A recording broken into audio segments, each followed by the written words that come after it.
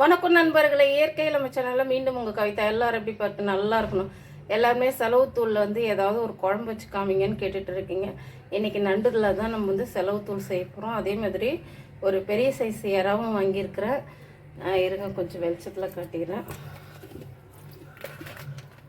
So இந்த இறாவை வச்சு ஒரு பத்திய பொடியில் வந்து ஒரு வறுவல், ஒரு குழம்பு, இதெல்லாம் எப்படி செய்யலான்றது தான் பார்க்க போகிறோம். வாங்க, இதெல்லாம் எப்படி செய்யலான்னு பார்க்குறதுக்கு முன்னாடி இதெல்லாம் நான் க்ளீன் பண்ணிடுறேன்.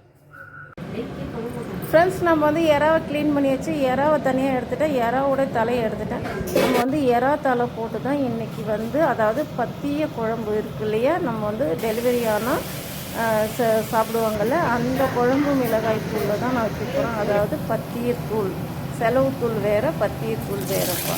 ஓகேவா? அந்த தூளில் நம்ம வந்து இறா தலை போட்டு குழம்பு எடுக்கிறோம். எல்லோரும் கேட்கலாம், பத்திய தூள் அப்படின்னாவே கொஞ்சம் சூடு தானே கவிதா, அது வந்து இறா கூட நீங்கள் சேர்த்து சாப்பிட்லாமா அப்படின்னு கேட்கும்போது வந்து சூடு தான்ப்பா. ஆனால் நான் வந்து எள்ளெண்ணெயில் நான் வந்து இதை வதக்கி விட்டு செய்யும்போது கொஞ்சம் அதுக்கான சூடு கம்மியாகும். நம்ம வந்து அப்படின்னு பார்த்தா கார மீன் குழம்பும் கார மீனும் சூடு, நம்ம பத்திய தூளும் சூடாக இருக்கும். அதனால் அதுவும் சூடு தான். அதனால் நீங்கள் வந்து ஒரு பொருளோடு இன்னொரு பொருள் கொஞ்சம் சேரும்போது, எள்ளெண்ணெய் சேரும்போது கொஞ்சம் சூடு கம்மி பண்ணும். அதனால் நீங்கள் வந்து இறா தலையிலையும் நீங்கள் குழம்பு வைக்கலாம், இறாவை போட்டும் குழம்பு வைக்கலாம். அதேமாதிரி சேப்பக்கிழங்கு போட்டு வைக்கலாம். வந்து கருணக்கிழங்கு பொடி, கருணக்கிழங்கு உருண்டையாக உருளலாம், அந்த கருணக்கிழங்கும் போடலாம். வெண்டைக்காய் போடலாம், கத்திரிக்காய் போடலாம். உங்கள்கிட்ட என்னென்ன வெஜிடேரியன்ஸ் அந்த மாதிரி குழம்பு போட்டு, உருளைக்கிழங்கு போட்டு கூட நம்ம செலவு தூளில் வந்து குழம்பு வைக்கலாம், பத்தி தூளில் குழம்பு வைக்கலாம். ஸோ இப்போ பாருங்கள், நான் வந்து சீரகம் போட்டு, அதுக்கப்புறம் வெண்டைக்காய் போட்டிருக்கேன், அதுக்கப்புறம் வந்து பூண்டு போட்டேன், தக்காளி போட்டேன், அதுக்கப்புறம் கொஞ்சோண்டு உப்பு போட்டு, அதுக்கப்புறம் மஞ்சள் தூள் போட்டு நல்லா வதக்கி எடுத்துருக்கப்போ, வதக்கினதுக்கப்புறம் கொஞ்சமாக கருவேப்பிலை போட்டு வதக்கி எடுத்துட்டேன். இது மாதிரி நம்ம வந்து என்னென்ன காய்கறியோ அதுக்கு தகுந்த மாதிரி ஒரு வதக்கி நீங்கள் வைக்கணும். இந்த இதில் எலும்பு போட்டு குழம்பு வைக்கலாம், அதுக்கப்புறம் கறி போட்டு வைக்கலாம், கருவாடு போட்டு வைக்கலாம். எல்லாமே அந்த காலத்தில் செஞ்சது தான் நான் இப்போ உங்களுக்கு நான் சொல்லி கொடுத்துட்ருக்கேன். இந்த மாதிரி நீங்கள் ஒரு வாட்டியும் ஒரு விஷயத்தையும் நீங்கள் புதுசாக செய்யலாம், புதுசாக கற்றுக்கலாம். அதுக்கப்புறம் இதே குழம்பு வந்து நம்ம வந்து இது இருக்குல்ல, மூங்கில் குருத்தில் செய்யலாம், மூங்கிலுடைய கிழங்கு அடிக்கிழங்குல செய்யலாம், ஆலவள்ளிக்கிழங்குல செய்யலாம், சக்கரவள்ளிக்கிழங்குல செய்யலாம், சுருள் வள்ளிக்கிழங்குல செய்யலாம். வெஜிடேரியன் செய்கிறதுக்கு இவ்வளோ கிழங்கு வகை கொடுக்குறோம். இந்த பத்திய தூளும் வைக்கலாம், செலவு தூளும் வைக்கலாம்.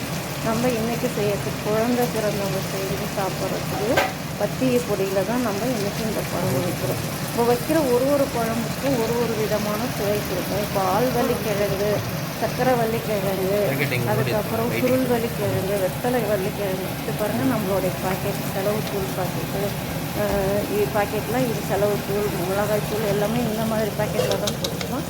பத்திய தூள் ஏன் இந்த கலராக இருக்குது அப்படின்னு கேட்டிங்கன்னா, பத்திய தூளுக்கு காரம் இருக்காதுப்பா. இது நம்மளோட குழம்பு மிளகாய் தூள். காரம் இல்லாமல் வெறும் மல்லி மட்டும் போட்டு நான் அரைக்கிறது தான் வந்து பத்திய தூள். இது நம்மளோட குழம்பு மிளகாய் தூள். அதாவது பத்திய தூள் வந்து 1 டீஸ்பூன், குழம்பு மிளகாய் தூள் 2 டீஸ்பூன் போட்டிருக்கேன். ஏன்னா அதில் காரம் இல்லாமல், குழந்தை பிறந்தவங்களுக்கு காரம் இருக்கக்கூடாது. வால் மிளகில் ஒரு காரமும். இப்போ நான் வந்து புளி ஊற வச்சுருக்கேன். ஊற வச்ச புளியில் கொஞ்சமாக உப்பு போட்டு தான் ஊற வச்சேன். அதுலேருந்து கொஞ்சம் தண்ணி ஊற்றிட்டு நம்ம எண்ணெயில் வதங்கினா இந்த தூளெல்லாம் கலக்கிறதுக்கோசம் ஊற்றிட்டப்போ, அதுக்கப்புறம் புளியை கரைச்சி நம்ம குழம்பு எவ்வளோ தேவையோ அந்த அளவுக்கு புளியை கரைச்சி நான் ஊற்றிடுவேன். நீங்கள் கேட்கலாம், பத்திய தூளில் வந்து புளி ஊற்றி வைக்கலாமா? தாராளமாக வைக்கலாம். பத்திய தூளுக்கு வைக்கலாம், செலவு தூளுக்கும் புளி போட்டு வைக்கலாம்ப்பா. ஒன்றும் இல்லை, நம்ம குழம்பு இப்போ கொதிச்சிச்சு. நான் முருங்கைக்காய் போட்டிருக்கேன்ப்பா குழம்புல. நீங்கள் வந்து தலையும் போட்டுட்டேன். ஓகேவா? இப்போ நம்ம தலையை போட்டாச்சு, கொஞ்சம் முருங்கைக்காவும் அதுக்கு முன்னாடி போட்டோம். குழம்பு நல்லா கொதிச்சிச்சுப்பா. இப்போ நம்ம கொத்தமல்லி போட்டாச்சு. அதுக்கு மேலே 2 டீஸ்பூன் நிறையா வந்து எள்ளெண்ணெய் ஊற்றுறேன். நம்ம சூடாக இருக்கும்னு சொன்னீங்களா, அதுக்கோசம் இந்த எள்ளெண்ணெய் ஊற்றி செஞ்சுருக்கேன். ஒரு வாட்டி இதே மாதிரி ட்ரை பண்ணி பார்த்துட்டு எப்படி இருந்தாலும் எனக்கு கமெண்ட் பண்ணுங்கள்.